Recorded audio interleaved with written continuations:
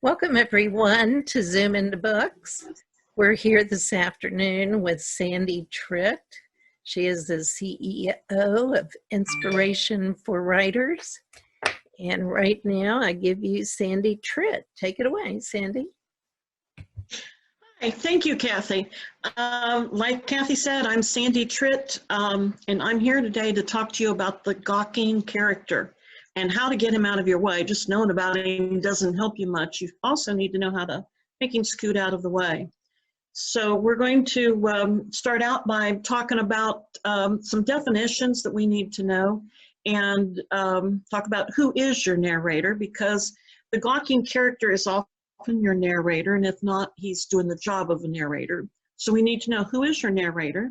We have to have a quick review of point of view, because that's going to inform how the Gawking character develops from the point of view. And then we're going to talk about what makes a character Gawk, how do we stop the Gawk, and have a quick conclusion, and we'll be done. Who is your narrator is our first part. The narrator is the voice through which we experience the story. It's possible, although unusual, to have multiple narrators in a single story. The point of view establishes the boundaries under which the narrator will abide, as well as the head or camera angle from which the action will be viewed. One other thing I wanted to say about the multiple narrators, that's something I usually don't recommend that you do, but it's something that some people have done successfully, like Barbara Kingsolver is great at doing that. Kurt Vonnegut was great at doing that.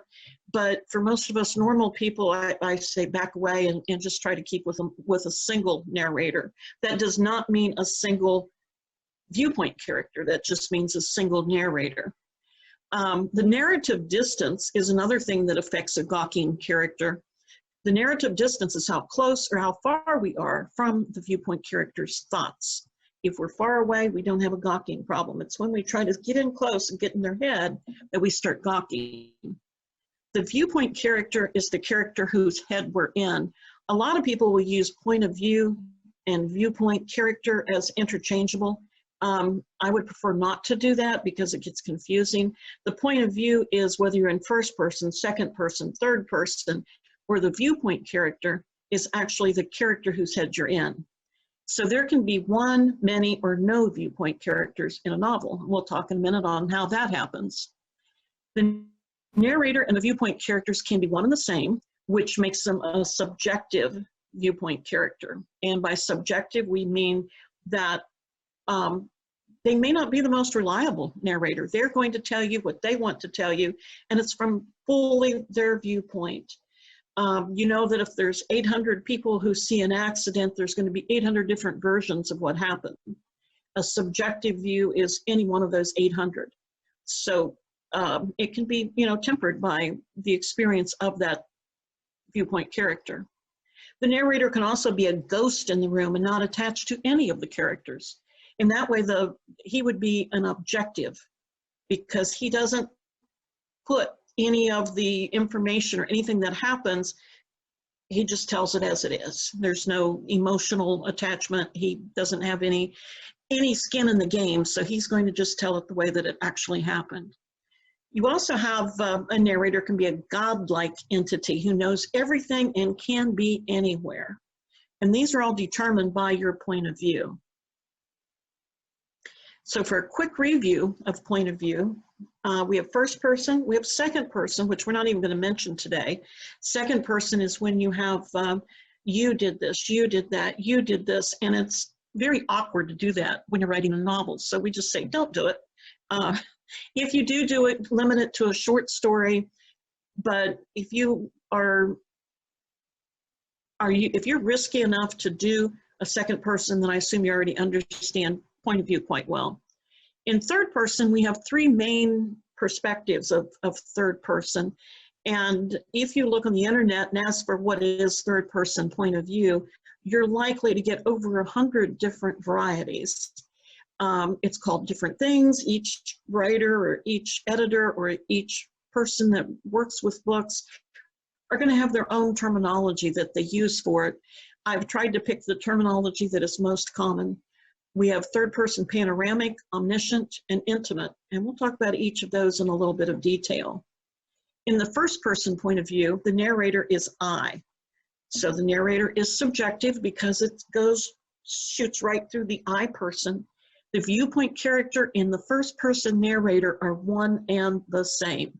So when you have a first person viewpoint character, you also have a first person narrator. They are completely the same. And here's an example of a first person narrator. I should make John an apple pie for his birthday. I run to the cupboard and get the ingredients: flour, sugar, nutmeg, cinnamon, Crisco, everything I need except apples. I sigh. The apples are in the cellar, and that overly protective grandson of mine doesn't like me going down there. I peek into the living room. He's reading the paper. So I tiptoe to the cellar door. Sure do need to get that light fixed. Can't see 3 inches in front of me. So that's first person because everybody is I. I did this. If we go into the third person panoramic, this is where we have the ghost in the room. The panoramic viewpoint person sees all the action, knows everything that happens, but isn't privy to go into any character's heads. It's like a movie projector. The narrator is not a character in the story. The narrator is a ghost that moves among the characters. The narrator is objective because he's just reporting what's happening, the facts, and only the facts. And he's like a movie camera. And here's an example of third person panoramic. John is relaxing in the living room when the cellar door creaks open. He tosses aside the newspaper and runs to the kitchen. Mrs. Smith clings to the rickety handrail and plants her trembling foot on the first step. So we can hop from John in the living room into Mrs. Smith. We have a little bit of a transition there when he runs to the kitchen. And that allows us to look at each. We only see what they are doing, not what they are thinking. The third person omniscient viewpoint is godlike. It can be both subjective and objective. The godlike character can be like in the 70s and before. Omniscient narration was extremely common. Most books were written in the omniscient viewpoint. It was the best of times. It was the worst of times. Dickens always wrote in the omniscient. And they can see now in today's world, though, that's a lot less common. And typically, you shouldn't use the omniscient viewpoint unless you have a really good handle on it and understand exactly what's happening. The omniscient narrator sees and knows everything. He's godlike. He can be both subjective and objective, which means he can flip back and forth. He can go inside of someone's head and see their viewpoint, or he can just give you the facts from above or below or wherever he wants. The biggest thing we have to do with third person omniscient is to control the head hopping. Head hopping is when we jump from one character's thoughts to another character's thoughts. In order to do that so that it's not like, you're watching a ping pong match, what you have to do is have both a transition that's going to transition from the one character to the other, and you also have to have an invitation. An invitation is typically where the character touches his head, and by touching his head, that is an invitation for the viewpoint character to enter his head. He can touch his mouth, he can touch his ears, he can touch his hair, he can touch anywhere on his head or even his neck, sometimes even shoulders. It draws the reader's attention to the head, which then it's a short journey to go right inside and read his thoughts. So here's how we do that. Footsteps sound behind Cora. John figures. He treats her like an infant. Without turning, she says, I don't need your help. What do you want down there? John reaches for her arm. I'll get it for you. She jerks out of his grasp. I can get it myself. John rubs his forehead. Granny, please. He hates to argue with her, but the way her hip gives out. And so we can see here that we started out in Cora's viewpoint. We use her first name because we're familiar with her. We are in her head because she's thinking he treats her like an infant, so that's her thought, we're in her head. And then we do a transition of having some dialogue in there for a couple of sentences so we can move a little bit away from Cora. Then John invites us into his head by touching his forehead, and then we're in his head when he thinks about he hates to argue with her. So it's a difficult viewpoint to control, so be careful with that, and if you're not sure You understand it? Don't go there. Wait until you're ready for it. The subjective points of view, first person, third person intimate, and third person omniscient, are the ones who lend themselves to the gawking character problem. I like to call it gawking character syndrome. So the point of view affects that gawk. The writer is aware he must filter the action through the viewpoint character, and he wants the reader to know he gets it. He knows that he has to control the viewpoint. So he kind of moves a little bit of extra so the reader gets who the viewpoint character is. It's working too hard, or maybe not hard enough. We'll decide that later.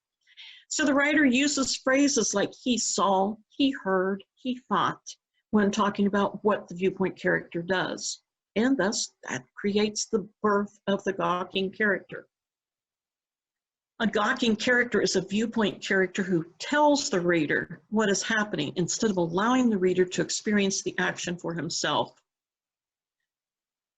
It's a form of telling because it's showing as if someone, the character narrator, is standing between the reader and the action. So we're inserting a character between what's happening and the reader themselves. In many cases, this happens because the writer wants to ensure the reader understands who is the viewpoint character. It can also happen because the writer, excuse me, is working hard to incorporate all the senses. We're always told, you know, incorporate all the senses. Don't just tell us what's seen, tell us what's heard, tell us what's felt, tell us what it smells like. You know, incorporate all the senses. And sometimes it's by trying to do things right and trying to make things better that we give birth to a gawking character. Here's an example of a gawking character. John saw the bird fly high into the clouds. Is there anything wrong with that? Not really. But what if we wrote instead, the bird flew high into the clouds? That way, the statement is simply telling us what is happening. If we say John saw the bird fly high, then we have John filtering the action before it hits to the reader. So the reader has to watch John sitting there looking instead of simply seeing the bird flying in the clouds. So what makes a character gawk? There are two ways in which a gawking character materializes, either through senses or through thoughts and feelings. It's easy to identify gawking character syndrome when revealed through the senses. We simply look for the sense words: saw, watched, felt, and that means felt through touch, heard, smelled, tasted. Any of those can, if you see those words in your writing, it's a hint that you probably have a gawking narrator. So let's take and look at sample writing here. I'll have to tell you that this is basically the way that I write when I write the first draft of the story. The first draft, you just need to get it on paper. Until you have something on paper, you can't do anything with it. And I write like this on my first draft. But then I go back and I edit and re-edit and improve until hopefully at some point it turns into good writing. Let's look at what we're going to talk here about Adam in the fire. Adam saw the orange glow and the rolling black smoke. As he jogged down the sidewalk toward it, he felt a cool breeze and smelled burning wood. He heard sirens and saw the burning house. From where he stood, he felt the intense heat and heard the flames roar and pop. Adam headed for the open front door, but felt the searing heat and was driven back. That doesn't really make you feel like you're part of the story, does it? It kind of makes you feel like this is kind of a, you know, not a great way to tell a story. It appears the writer is working hard because he has incorporated several senses, used colorful words, and shows, doesn't tell. That's the first rule of writing, of course, is show, don't tell. And we can say he's showing, he's not telling. I mean, he could have simply have said the house was on fire and been done with it. And that would absolutely have been telling. But what we're doing here is still a form of telling. That's why we don't tingle with excitement when we read the story. It's because the viewpoint character is in our way. Instead of experience the power of the story for ourselves, we're told about it. It's as though Mr. Viewpoint is standing between us and the burning house and shouting back to us, hey, I hear this. Hey, I see this. Hey, I feel this. Instead of simply letting us be there in the fire and feeling the heat for ourselves and seeing the sights for ourselves. So let's look at this text one more time and pick out what the sense words are. Let's count them as we go. Adam saw the orange glow and the rolling black smoke. As he jogged down the sidewalk toward it, he felt a cool breeze and smelled burning wood. He heard sirens and saw the burning house. As he neared the house, he felt the intense heat and heard the flames roar and pop. Adam stepped toward the open front door, but felt the searing heat and was driven back.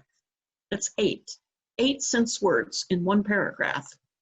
We got a big Gawking character problem here. So let's see what happens if we take those sense words out of there and leave our Gawking character improved. Before we had Adam saw the orange glow and the rolling black smoke. We can improve on that. This is what writing is. It's slowly improving and making the writing better each step of the way. So in this case, we want to take the senses out. We want the reader to experience that senses firsthand. So instead of having Adam tell us what he sees, we're simply going to say an eerie orange glow flickered beneath thick rolling smoke. Notice we have to work a little harder. Saul is a little bit more passive than flickered. We have to kind of think about it and come up with moving the sentence around a little bit and making it stronger. Let's look at the next before. As he jogged down the sidewalk toward it, he felt a cool breeze and smelled burning wood. So we have 2 Gawking senses in that one. Adam, and so let's rewrite that one and make it a little better.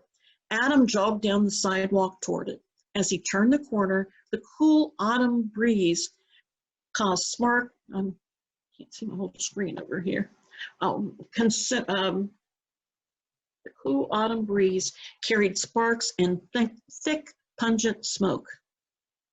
So we have eliminated 2 of those sense words, felt and smelled, by simply letting the reader experience that for himself. We let them feel the cool autumn breeze. We can see the breeze carried sparks and smoke instead of being told about it. The next sentence, as he neared the house, he heard sirens and saw the burning house. So we have 2. Again, we have 2 sense words in there, heard and saw. We can fix those. He hurried closer to the house as sirens screamed in the distance. Yellow and orange flames consumed the house, licking at the roof, erupting from every window and door, crawling up the sides. So now instead of saying he saw the burning house, we are actually describing what that burning house looks like so the reader can be there. It takes a lot more words, it takes a lot more work on the part of the writer, but it's worth it because now the reader feels like he's right there in the action. Before he felt the intense heat and heard the flames roar and pop. Adam ran toward the front door. Intense heat emanated from the house. He squinted and shielded his eyes while pops and crackles echoed down the empty street. So instead of telling the reader he felt the intense heat, we show that intense heat. Instead of telling the reader he heard it, we let the reader hear it for himself. The next sentence, Adam stepped toward the open front door but felt the searing heat and was driven back. In this one, we can fix that a little bit better by saying blistering flames lifted the hairs on his arms. He took a step forward but fell back as if thrown by a powerful force. Good writing is hard work. You have to keep on working and working at it in order to make it good and make it work. So if we put that all together and we eliminate the Gawk, our little story reads like this. An eerie orange glow flickered beneath thick rolling smoke. Adam jogged down the sidewalk toward it. As he turned the corner, the cool autumn breeze carried sparks and thick, pungent smoke. He hurried closer to the house as sirens screamed in the distance. Yellow and orange flames consumed the house, licking at the roof, erupting from every window and door, crawling up the sides. Adam ran toward the front porch. Intense heat emanated from the house. He squinted and shielded his eyes while pops and crackles echoed down the empty street. Blistering flames lifted the hairs on his arms. Tears filled his eyes. He took a step forward, but fell back as if thrown by a powerful force. So we're getting there. Our writing becomes stronger the more we work it and rework it, the more we try to replace gawking characters and passive verbs with the strongest verbs we can possibly find. So now you know how to get rid of gawking senses. You just look for heard, saw, felt, tasted. You look for all the senses that you know. But we can also gawk in a way that's a little bit harder to find and a little bit harder to correct. And that's when we have gawking thoughts and gawking feelings. What are gawking thoughts and feelings? Let me name a few. I thought, I felt, he realized, he wondered, she reflected, or synonyms for any of those items. It's when again, you have the thoughts and the feelings instead of experiencing them raw. We have to take and put them through a gawking character and present them. That's not what we want to do. So what do gawking thoughts and feelings look like? Here are a few examples. Blood soaked through the fabric, and Preston realized he had plunged the blade into Jack's side. Kind of gory, but you know, hey.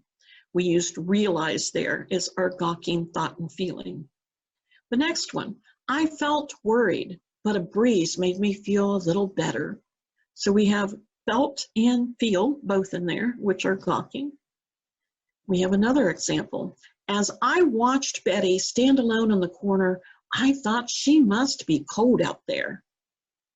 So again, we have that gawking narrator that's telling you what she's doing. Instead of just letting you watch Becky all by yourself, you have to have the narrator explain it to you. Not good, not good at all.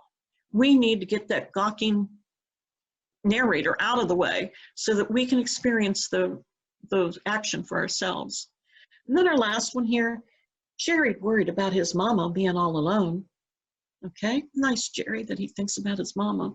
But do we really experience his worry? Do we understand why he's worried? No. So let's look at trying to improve each of these thoughts and feelings. Before, we had blood soaked through the fabric, and Preston realized he had plunged the blade into Jack's side. We can rework that one by saying, a red stain spread across Jack's gut, matting the shirt to his skin. The silver blade glinted from where Preston had plunged it into Jack's side.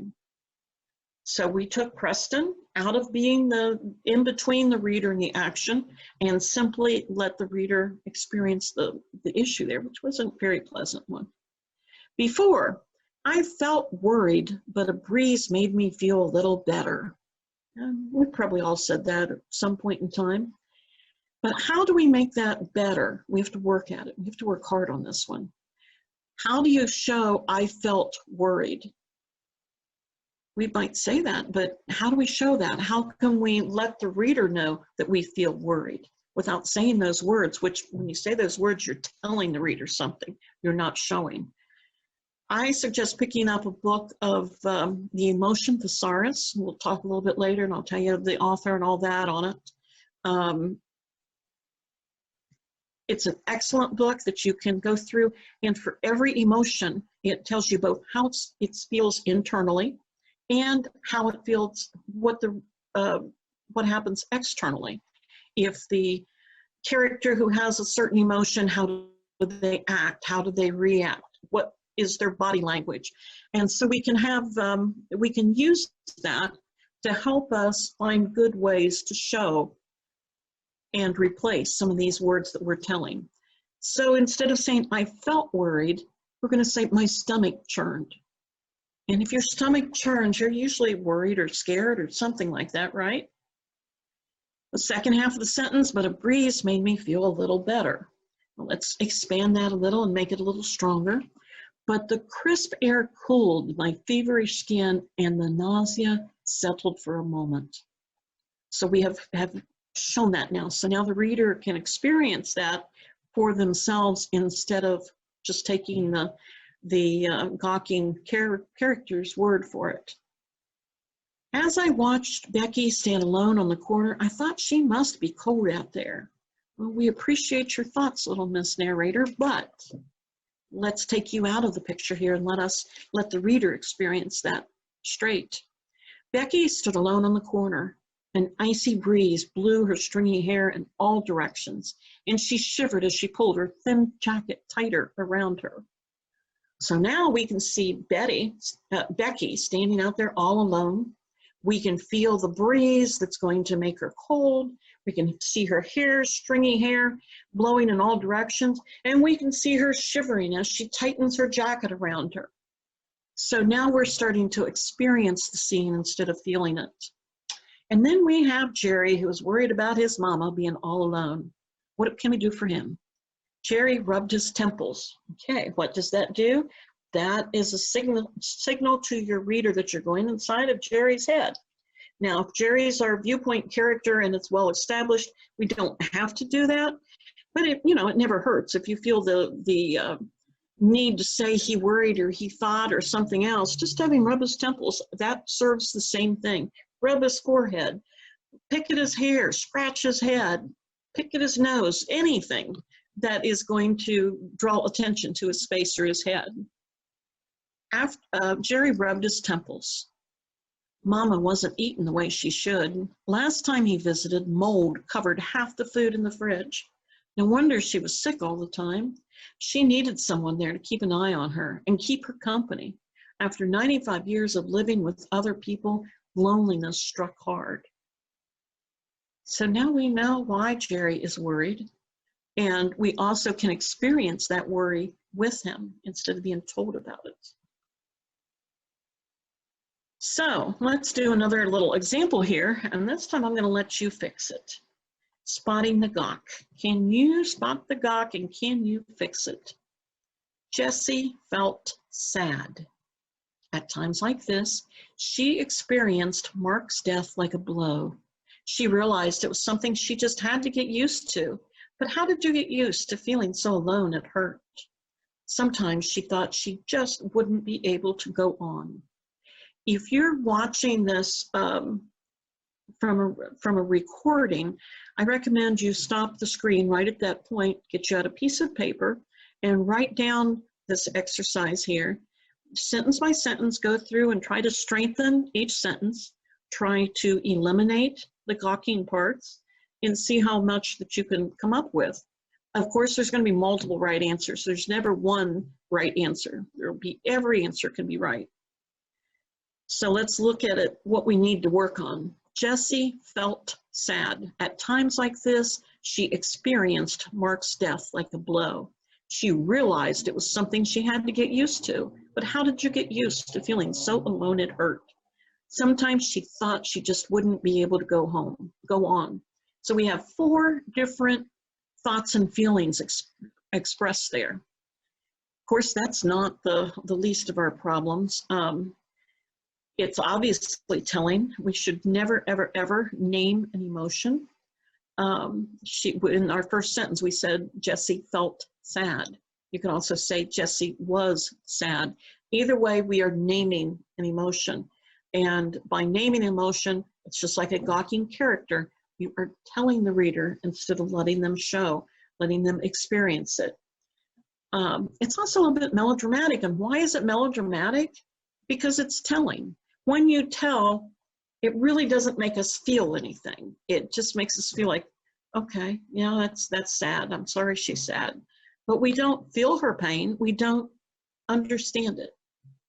We can make this a little better by saying Jessie crumpled a tissue and tossed it on the pile. Okay, that shows that she's sad.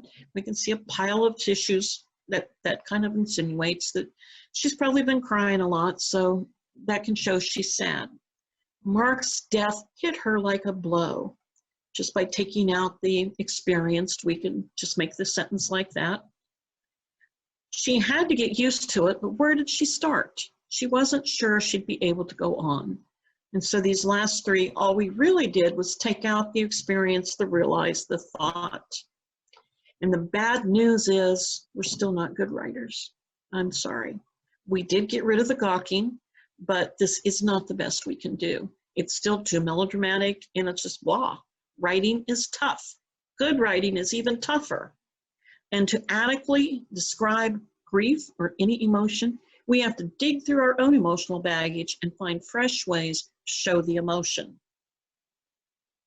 So let's look at this. Let's see how good we can get with Jessie and her sadness. Grief snuck up on Jessie. She'd make a salad for dinner, and when she cut the tomato, she'd hear Mark's voice. Nothing in the world tastes like homegrown tomatoes. And that dagger in her heart twisted again. Or she'd be at the grocery store and see fig bars, Mark's favorite, on sale. She'd put 3 packages in her cart. 2 aisles later, it would hit her. Mark was gone. And at night, when she lay on the cold king-size mattress, she'd reach for him, but he wasn't there. No crooked smiles, no lame jokes, no hugs that erased her worries, nothing. Mark was gone. When we need to show emotion, especially strong emotion, sometimes we need to take a step backwards. We don't want to show the tears and the hysterics. Instead, we want to, not be melodramatic. We want to give very physical examples of what it is that the emotion causes and what we feel. And we can use our own life experiences to come up with some of these things. I know after my mother passed away, and I still do this actually, I will be going through the grocery store and I will see her favorite cookies. I'll say, oh, I got to grab some of these for Mother, and I'll put them in my cart. And then it's like, oh, Mother's not here anymore. And I've done that many times. And so that's where I came up with that part of the story. You can use your own experiences and put some of yourself into it. And to see how emotion manifests both internally and externally, I do recommend picking up a copy of The Emotion Thesaurus by Angela Ackerman and Becca Puglisti. It's a great cheat sheet for writers, and it's one that I recommend that you get. I don't get any feedback, any kickback on that, but I'm sure I've sent a lot of writers to them because it's an excellent, excellent book. I keep mine right by my laptop at all times, and whenever I see anything that's telling an emotion or a gawking character, I find some quick fixes in there. And then again, you also need to work hard on yourself and feed some of yourself into the story. I've always heard that if there's no tears from the writer, there won't be any tears from the reader. And so you need to put some of yourself into everything that you write. Another excellent book is Creating Character Emotions by Ann Hood. It's an excellent text for understanding character emotion. It shows you examples of poor writing and poor showing of emotion, and then it gives you a better and then a best. And it's very interesting because then you can see how by continually adding in and working and reworking, you can make your writing much, much stronger and better. Good writing is hard. It requires searching your manuscripts for all those places where you've gotten lazy. Did you use a passive verb like was or were? You need to replace it with the strongest verb possible, which almost always means you're going to have to rewrite the sentence. Did you name an emotion? Find a way to show it. Does your viewpoint character gawk? Fix it. Did you use a cliche? Find a fresh way to say it. Remember, you have a contract with your reader. You've promised to take him into a world he's never experienced and allow him to reside there without being jarred out of that world by being reminded this is only a story. And that's what happens when you have a gawking character in there. It reminds the reader that, oh, this is a story. Yeah, I forget, I'm seeing this through George's eyes here. This is, just a story. Don't do that. It's your duty to write as vividly, as uniquely, as interestingly as possible. After all, as Red Smith said, writing is easy. All you do is sit down at the typewriter and open a vein. Now today we sit down at our laptop or our computer instead of at our typewriter, but it's still hard. Writing is still hard. You have to bleed on the page in order to make the reader feel. I'm happy to answer any of the writing questions that you have. You can contact me at ifweditors@gmail.com. You can check out my website at inspirationforwriters.com. We do offer free sample edits of manuscripts over 20,000 words, and we also offer free 30-minute consultations. So visit us for more information. You're welcome to email me at any time, and I'm always happy to talk writing with anybody one-on-one. Thank you for giving me this opportunity, and I'm going to pass you back to Kathy. Thanks so much. Thank you, Sandy. That was wonderful. And thank you, everyone, for joining us on Facebook. We hope you'll come back, join us again, and please check out our YouTube channel. Thank you.